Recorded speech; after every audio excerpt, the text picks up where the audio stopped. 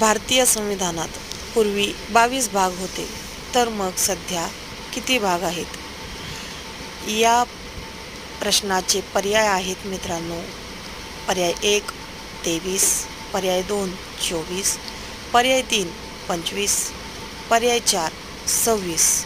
या प्रश्नाचे उत्तर मित्रांनो तुम्हाला कमेंट बॉक्समध्ये द्यायचे आहे आणि आपल्या ASK अकॅडमी या चॅनलला सबस्क्राईब करायचे आहे, लाईक करायचे आहे, शेअर करायचे आहे आणि बेल आयकॉन क्लिक करायचा आहे, जेणेकरून आमचे नवनवीन व्हिडिओ हे तुमच्यापर्यंत लगेच ताबडतोब पोहोचतील.